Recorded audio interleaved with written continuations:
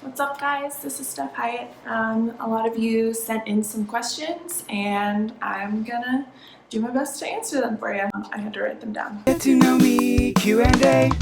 So that's what this is. So Lucille from Minnesota and Gio from Nebraska asked, where are you from and how did you start your career with choreography? I am from Iowa, Ankeny, Iowa. I traveled around and assisted Stephen Todd for a number of years. Was also his counselor at a bunch of camps for a very long time, and that just kind of like grew and snowballed into what I'm doing now. Molly from South Dakota asked, when did you decide you wanted to choreograph? I was that kid growing up who would like hang out in my room and make up dances. As I grew up, that sort of fell away. And as I started working at these camps and assisting and being in front of kids, I realized that I really loved teaching, and that combining the two was sort of like the perfect combo of, getting to be creative but also teaching. Okay, Alyssa from Texas asked, do you like judging or choreographing better? Choreographing. Judging is great because you get to see kids shine on stage and show everything they've been working on and pour their hearts out, and it's incredible. But the actual numbers part of it is hard because I just want everyone to know how much I appreciate and love the work that they put in, and sometimes when you're judging, that doesn't always get reflected back. And so many people in the show choir world are good friends of mine and I really look up to and respect, and so having to some days score those people is but like I said, it does have its good points. But yes, choreographing, definitely. Riley asked, what keeps you going or motivated? My students. I always, year to year, no matter what has happened, I know that I have more that I can give them and I have more that I can teach them. Teaching you guys and seeing the students grow is just the most rewarding thing. And so, that's kind of what keeps me going. Trinity from South Dakota asked, what does your creative process look like? It totally depends for me on the song or the show. If it's a song that I've been thinking about for a while, been listening to for a long time, or that I just super vibe with, sometimes I'll have moves come to me immediately and I'll start with that and I'll go back and go through my process. But if that isn't the case, I'll sit down and I'll, listen to the arrangement and I'll map the song out. So I'll write down how many 8 counts are in this first section, the verse, and then the chorus, and then I'll break those up, and then I'll go through and I'll decide what I kind of want to happen in each section. Okay, I want this part to be unison, and I want this part to be in partners, and so on and so on. And then I'll sort of make up moves and draw pictures at the same time. Yeah. Okay, Molly from Nebraska asked, what's one dance movement that's hard for you to teach or say? Well, a lot of things are hard for me to say. Those who know me would attest. This is such an old lady answer. My hips are just a little bit uneven, and so my weight tends to shift just a little bit to one side. I can still walk, I can still dance, I can still do everything, but sometimes with moves that you have to balance, that require a lot of stability on one leg or the other, I have to work a little extra hard on those. Alex from New York asked, what's your favorite kind of music to choreograph? For sure, a lyrical, emotional type of number. I love being able to convey emotion, not only through the text but through the movement, and to further the story of a show if that's the case.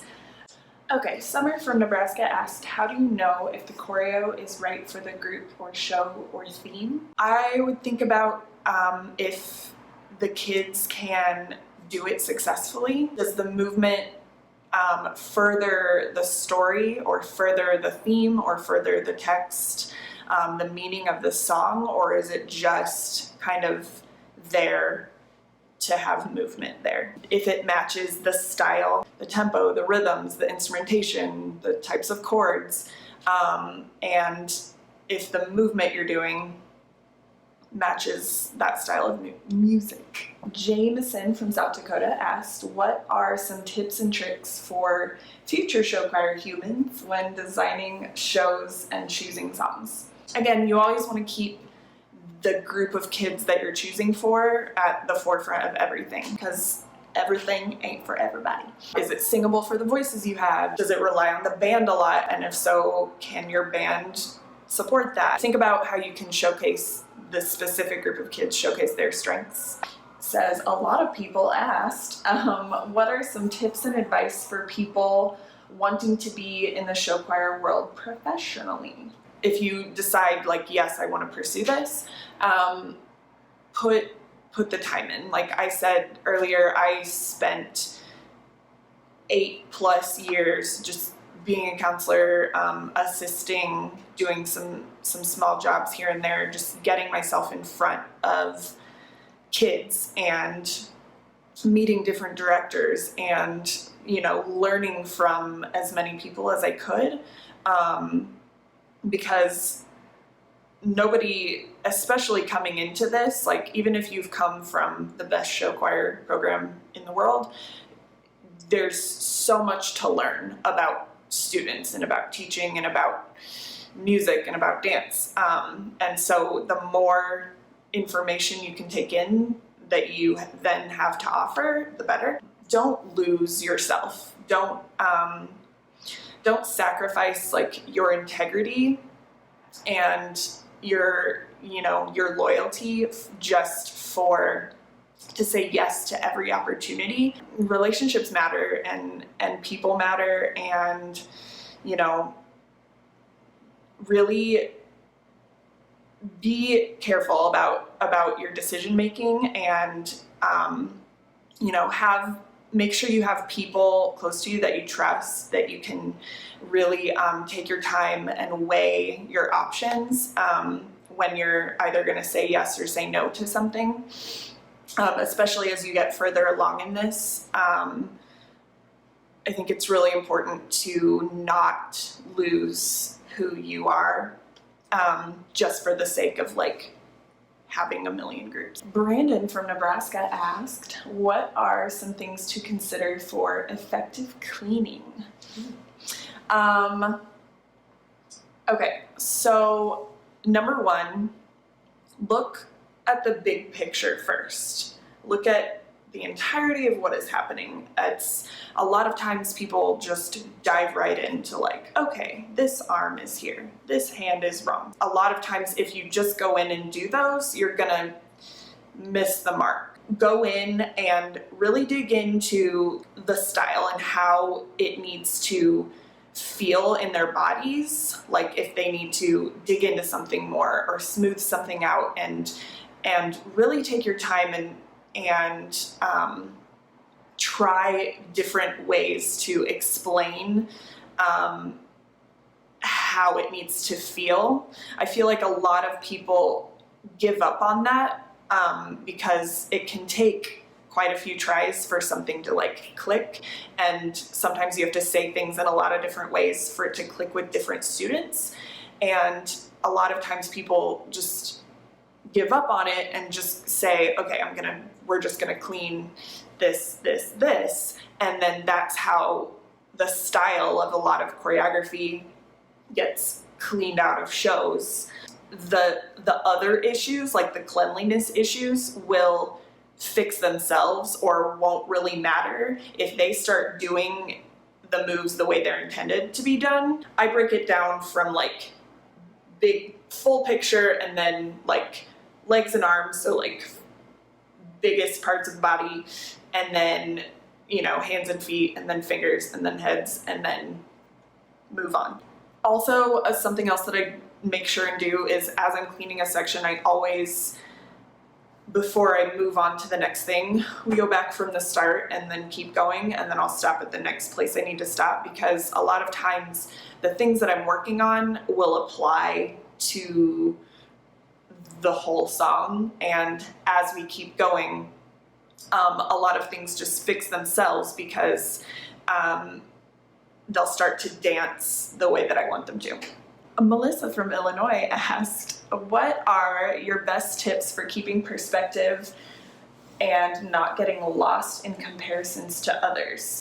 That is a process that I don't think really has an ending. It's something that we all have to work on kind of constantly, and myself included. Like, I have times that I struggle with that a lot, especially in this world and in this job. We put our hearts into our creative work, and then it just, by the nature of what it is scored up against other, our friends' work and our peers' work, and those scores are out there for the world to see, and that's a really hard thing. Like, I don't know anyone who can 100% of the time be like, yeah, I'm cool with whatever, like constantly. Like, that is, everyone struggles with that. But I think for me, keeping the kids at the forefront of it, again, thinking about, week to week, are they growing? Are they learning? Are they getting better? If so, that's the point. So keeping that in the forefront of my mind, and just remembering, like, we all have something different, something unique to offer. Even if we're doing the same job, no one does what you do the same way that you do, and nobody has to offer exactly what you have. And so I think remembering that is really important. If it's easy to get frustrated by maybe not getting all the opportunities that you thought you would get, and I try to remind myself, like, that the doors that have been opened for me are the ones that were supposed to, and the ones that haven't weren't for me. And I am in the places that I'm supposed to be in. And I think you gotta remind yourself that everything that you have, everything you've been given, you deserve it, and everything that you want that you don't have yet, you're absolutely worthy of those things, even if you don't have them yet. You just have to kind of trust that everything happens in its own time, and everyone's on their own individual path.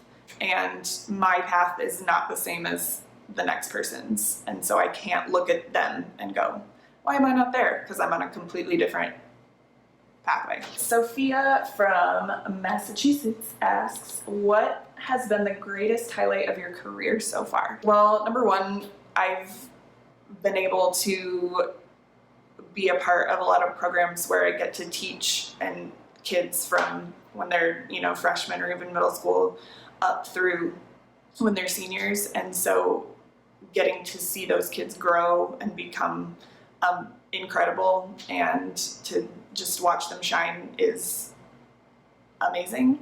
And also, I am so lucky I've gotten to work with a lot of my really close friends who have show choirs of their own, and I have gotten to choreograph their groups, and getting to do something you love with some of your best friends is like the dream. There's nothing better than that. Okay, now I have some questions from ShowUp. Okay, if you could only eat one thing for the rest of your life, what is it? Pizza. Pizza and dip it in ranch, or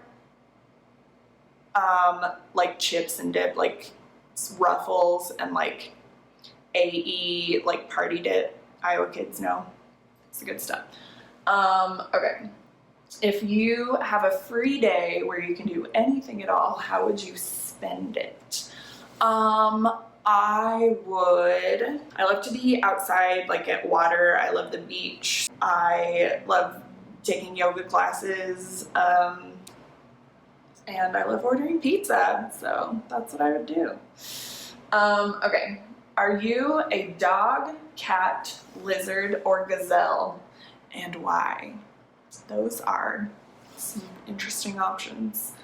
I'm gonna go with lizard because I feel like they live out in the sun and I love summer and the heat. I also feel like they're very like adaptable to their surroundings, and they can like handle a lot of different environments, which I would say about myself. And they're just very like go with the flow type creatures. So there you go, I'm a lizard. What am I currently watching on TV? I am the type of person who like watches shows that I've already seen like a lot of times. So I just got done watching Lost for like the 7th time. I just watched New Girl again, and next I'm thinking about rewatching Fleabag maybe on Hulu. Yeah, just like going down the list of everything I've already watched. Yeah, so those are all the questions. Thanks everyone who sent in questions. I hope you guys are taking care of yourselves. Stay safe and healthy, and hopefully I'll see y'all soon. Bye.